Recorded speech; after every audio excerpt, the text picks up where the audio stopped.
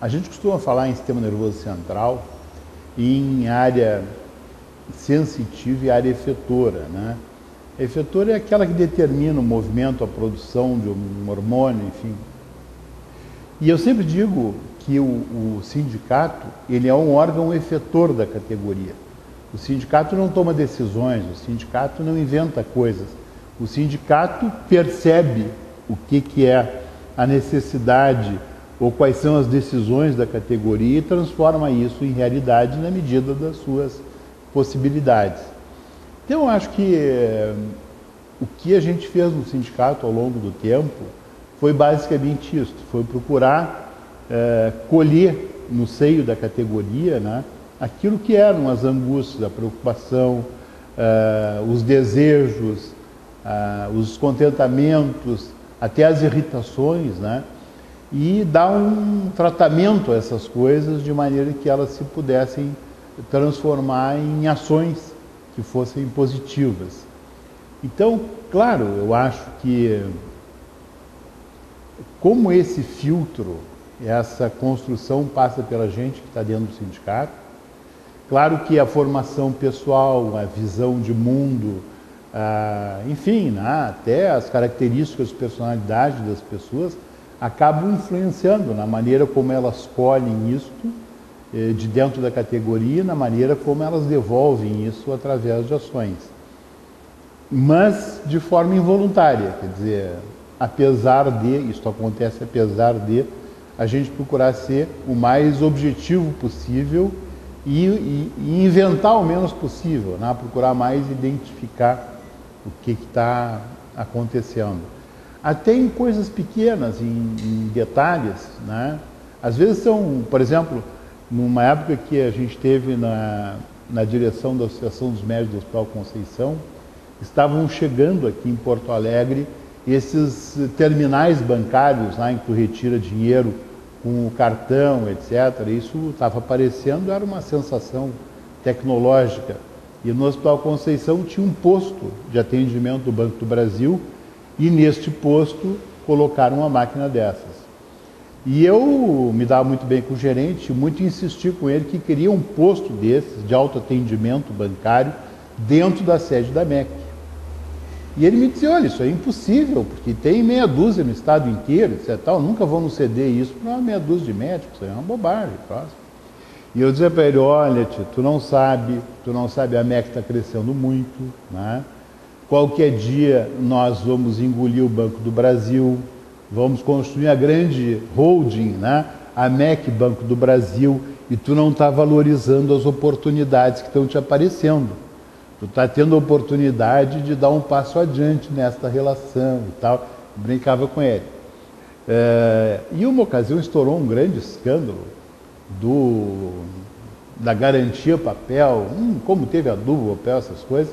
Era uma história de políticos que davam em garantia para empréstimos que eles não iam conseguir pagar nunca, ou afiliados políticos davam terras que não existiam, no Mato Grosso, na Amazônia, enfim, com certificados de propriedade falsos, escrituras falsas, né? E o Banco do Brasil perdeu milhões de reais. Estourou aquele escândalo.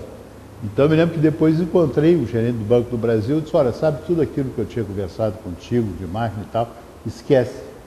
A MEC é uma entidade séria, né? Preza a honestidade, a sua história, e nós não queremos ser uma holding com o Banco do Brasil.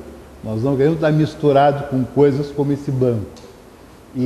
Mas quero dizer com essa bobagem que o que a gente fazia ali? A gente identificava a incomodação dos médicos de ter que, cada vez que precisar de dinheiro, ter que fazer um cheque, entrar na fila do banco, ir lá, descontar, não sei o que, etc. e tal.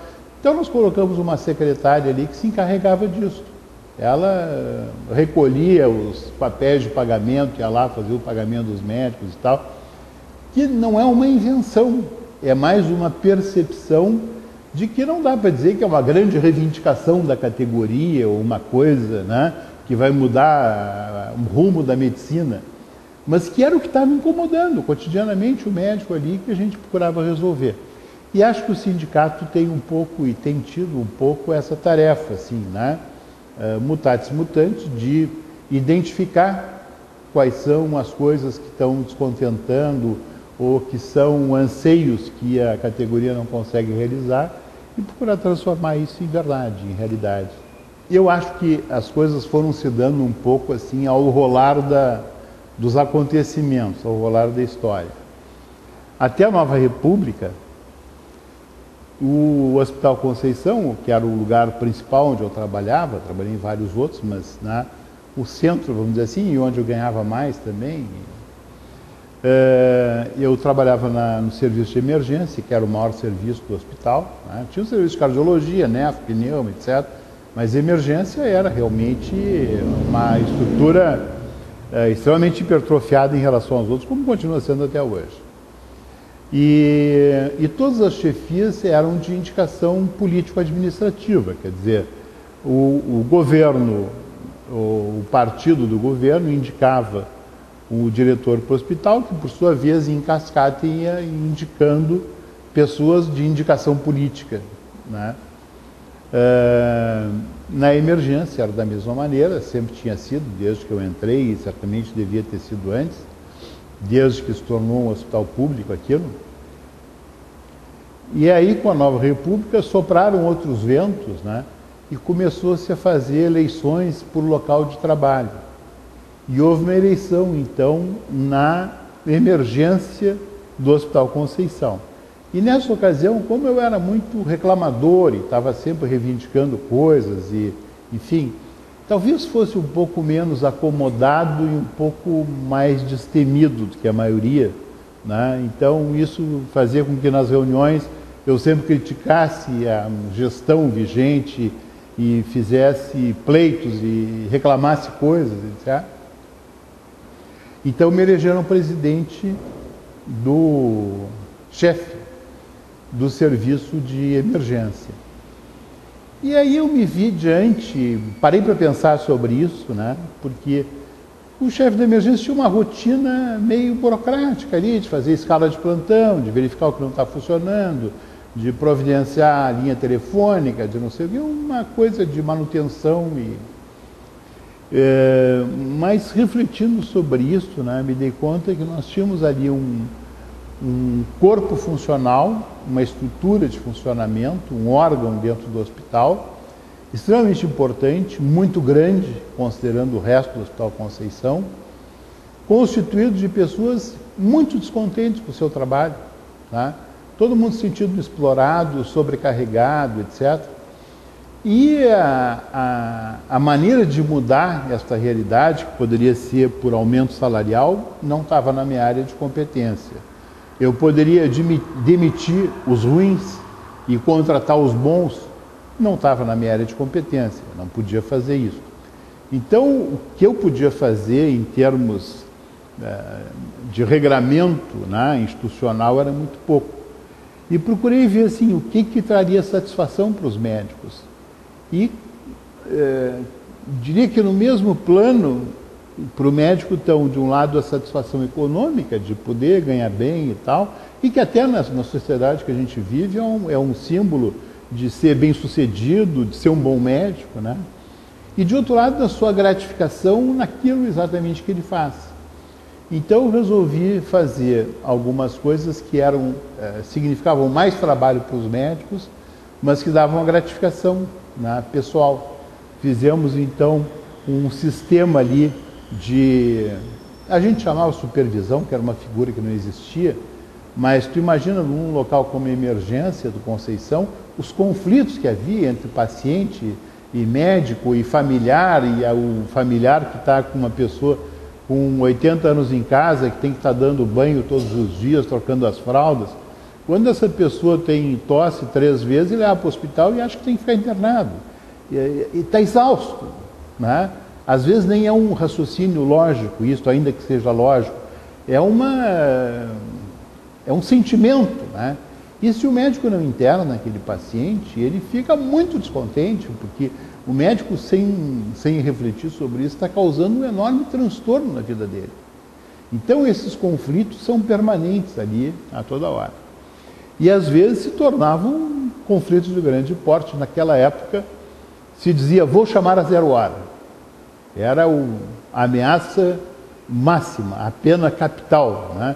quando havia um desentendimento ali entre o médico e o paciente, às vezes chegava um momento que o familiar dizia: vou chamar 0 horas se o senhor não baixar, porque se morrer em casa a culpa é sua e não sei o quê. Então se criava, e a gente compreendendo naquelas pessoas, além de que vinham da periferia, já maltratado no transporte, pelo patrão, pela empresa, pela mulher, pela sogra, tem todo um entorno de circunstâncias adversas. Quando ele levava aquele pacote de problemas e tentava largar no médico, o médico dizia: não, leva de volta para casa. E isso gerava muito conflito. Então nós criamos um grupo de supervisão, que não era mais do que nós mesmos, né? Um por dia. Então aquilo, quando chegava num nível crítico, quando se aproximava do vou chamar 0 hora, aí o médico que estava envolvido naquela situação se dava conta de que não estava conseguindo mais e dizia assim: o senhor não gostaria de falar com o meu supervisor? Todo mundo quer falar com o supervisor, tá? Todo mundo quer falar com o gerente, ainda mais se puder falar mal de quem está atendendo e quem sabe prejudicar aquele que estava atendendo. Então nós chamamos outro colega, né, que vinha ali de sangue doce, não tinha nada a ver com aquela história, não estava envolvido, não tinha ido perdendo a calma, como já tinha acontecido de lado a lado, sentava, ouvia, etc e tal, explicava em termos, né, muito tranquilos o que estava acontecendo. Isso geralmente era muito bem recebido pela família, né, que já tinha perdido aquele vínculo que devia ter com o médico e conseguia estabelecer isso com outro profissional. Da mesma maneira, isso baixou muito o nível de ansiedade dentro da emergência, porque aquela ameaça de conflito, etc., praticamente desapareceu, simplesmente pela figura de um terços, que estava ali como qualquer outro, né? Mas que já entrava sabendo: essa é uma zona de conflito. Então não vou entrar aqui com pressa, querendo avançar o serviço, tem muita gente esperando. Eu vou entrar aqui com calma, porque eu sou uma pessoa que agora está envolvida em resolver um conflito. Então, isso baixou muito a ansiedade. Da mesma forma, tinha, de certa forma, a inutilidade de todo o conhecimento da gente. Se de um lado a gente estava salvando vidas todos os dias, eu tinha um colega que brincava: estou indo, já está na minha hora, vou lá salvar a vida de alguém, né? Porque a gente fazia isso, de fato, ali todos os dias. De outro lado, tinha toda a questão acadêmica, o estudo, etc., que outros serviços mais tranquilos, né, tinham reuniões, discutiam casos clínicos, e a gente não tinha tempo para isso. Então resolvemos fazer um curso de emergências clínicas, em que os próprios médicos da emergência do Hospital Conceição ministravam as aulas, davam os estágios para estudantes de medicina lá dentro, tudo isso a custo zero para o hospital, e que foi extremamente gratificante para os médicos. Eu até hoje encontro médicos, foram meus colegas lá na Emergência Conceição, e me dizem: eu me lembro como tu transformou aquilo ali que era um inferno num núcleo acadêmico de estudo e transmissão de conhecimento e não sei o que e tal.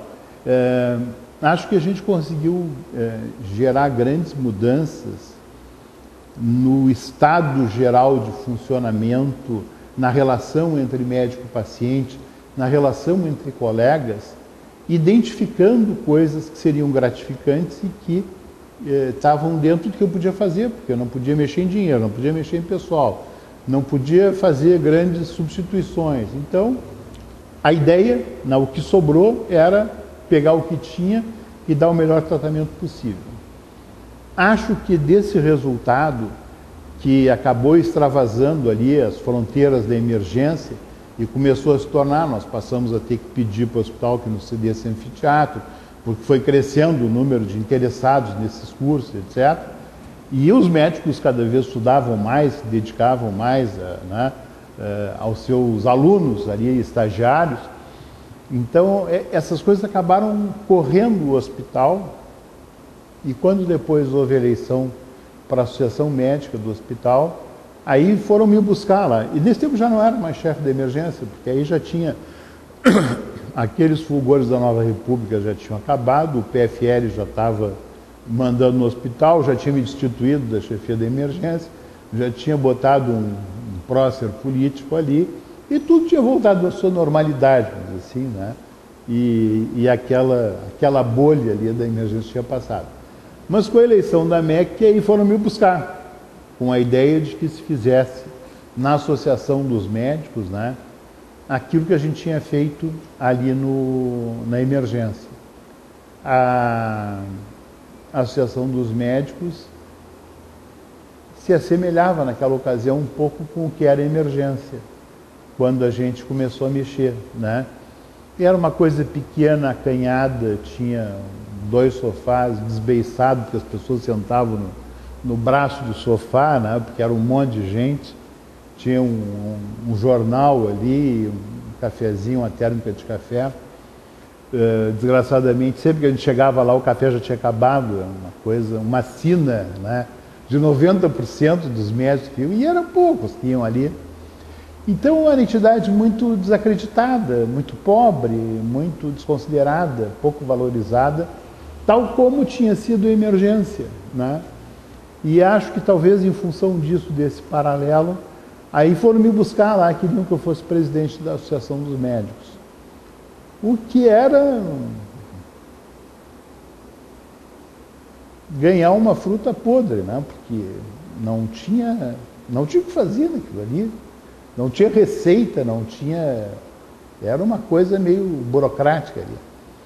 Mas assim também tinha sido emergência, né? Então eu acabei concordando, indo lá para a associação, e aí procurando ver o que podia mexer, o que se podia fazer de novo sem ter dinheiro, né? Modificando, ver o que era do interesse dos médicos, e isso acabou nos empurrando até para o sindicato, e, sei lá, toda essa grande confusão.